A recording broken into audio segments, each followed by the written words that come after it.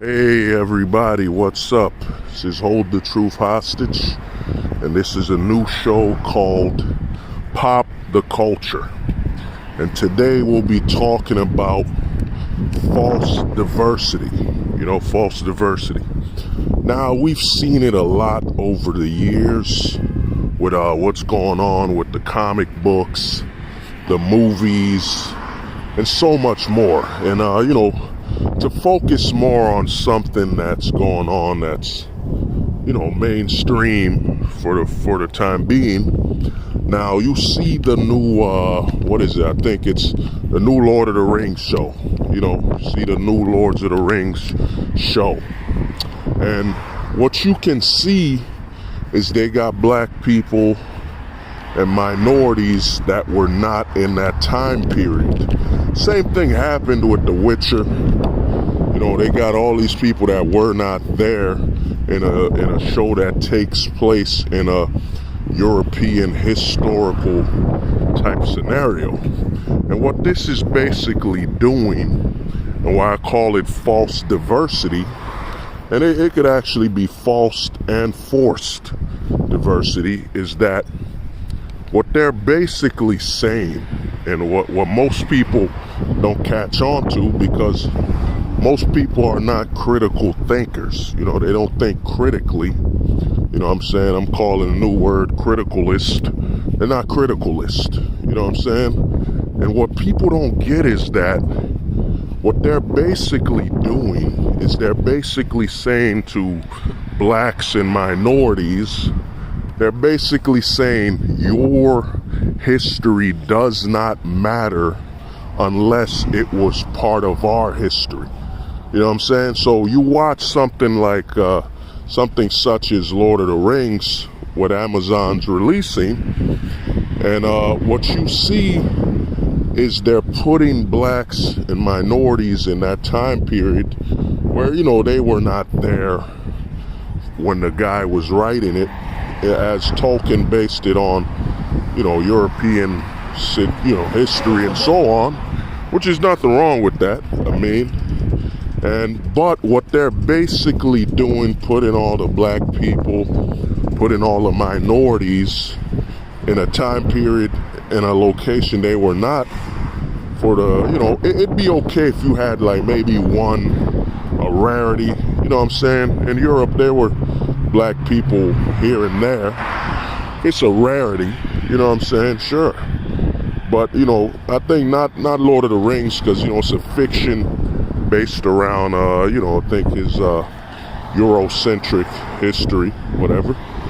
But the reason they're doing this, and a lot of people are looking at it, oh, you're angry because you're against diversity and representation. That is a lie.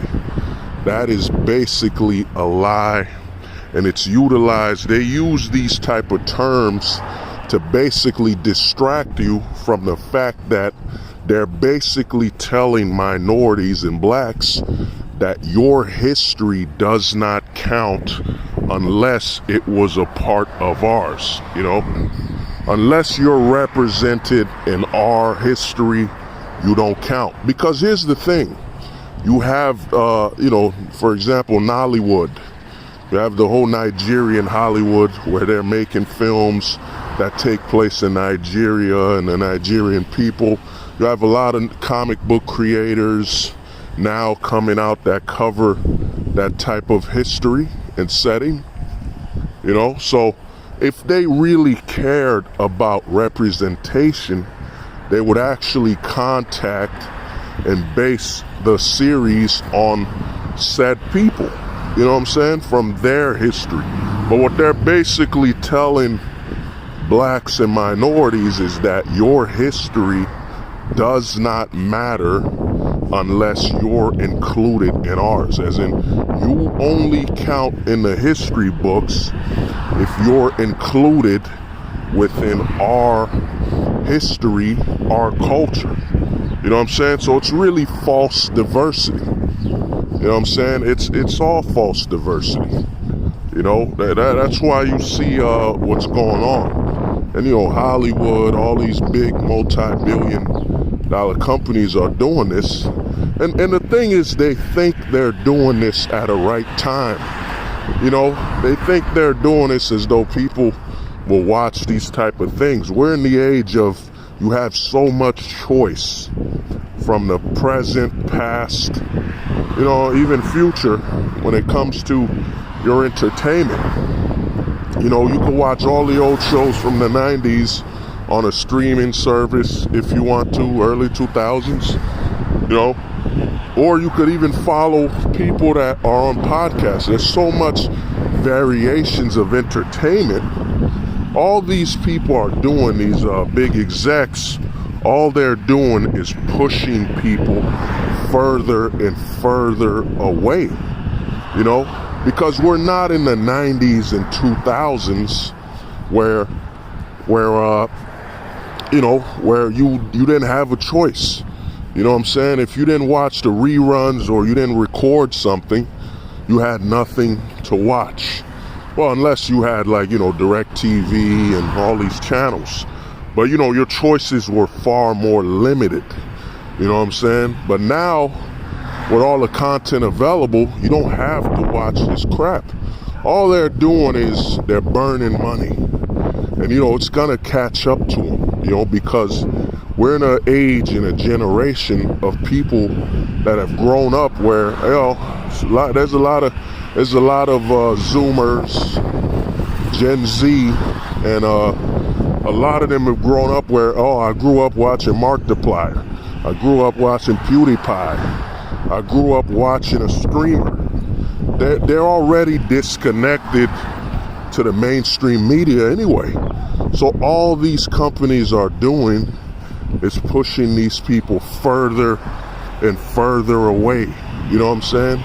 So when you look at it, at the end of the day, they think their money, the well is bottomless. Amazon's got a lot of money, of course, and a lot of these Hollywood people have money. But what they're really doing is, I think what's happened is a lot of the old money. People who made money in the past where they have more than enough, they don't care about the present. They've made their money. And what this is doing is it's only gonna burn resources for future actors and future content and future interest. Because the more they push people away, the more people will actually find other sources of entertainment. So in my honest opinion, there's a lot they're doing with this false diversity narrative where, hey, look, black people, we put you in Europe. You're part of history. You know what I'm saying? Look, you Latinos, we put you in Europe. You were part of history. They're basically, as I said, not to repeat myself, they're basically saying you're only part of history that counts when we feature you in our history. And this right here was the first episode of Pop the Culture. Like, subscribe, and this is really a critical list thinking from a black pill perspective. A lot of people think, if you're a black pillar, you're you got problems, you're mentally ill here and there. No, you got critical. It's really thinking void of emotion and void of attachment. You know what I'm saying? I'm not attached to any of these pop culture shows and so on, and I'm not emotional over it. I'm just giving you my critical, honest way of thinking. And what you're going to see, as I make more videos, you're going to see that, pop the culture is something where, because I look at it as you got pop culture, but we got to pop the culture so we can actually find out what's really going on. So, this has been Hold the Truth Hostage with Pop the Culture. Thank you for watching, and see you next time.